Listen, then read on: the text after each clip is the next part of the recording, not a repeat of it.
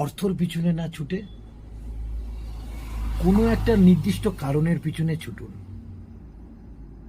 যদি বলেন কেন, কারণটা বলবো, দেখতে থাকুন। অর্থ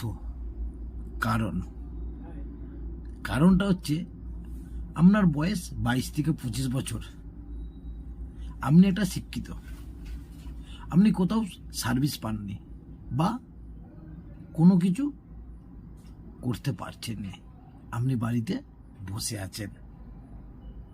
আপনার চিন্তা কি হচ্ছে কি অর্থ কি করে আসবে, বা আপনি একটা বেকার ছেলে বাড়িতে বসে আছেন, আপনার চিন্তা হচ্ছে কি অর্থ কি করে নিয়ে আসবো, অর্থ কি করে ইনকাম করব, অর্থ আমার কাছে কি করে আসবে।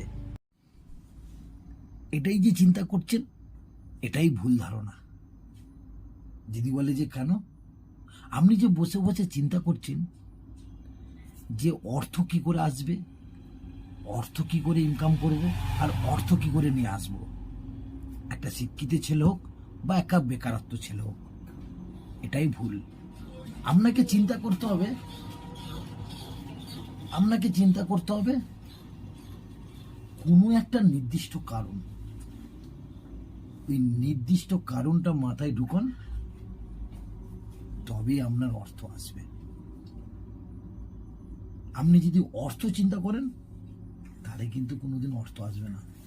আপনাকে কোনো একটা নির্দিষ্ট কারণ মাথায় ঢুকাতে হবে, তবেই আপনার কাছে অর্থ আসবে, না হলে কিন্তু অর্থ আসবে না। তাই জন্যে বলেছে অর্থর পিছনে না ছুটে কোনো একটা নির্দিষ্ট কারণের পিছনে ছুটুন, তবেই অর্থ আসবে।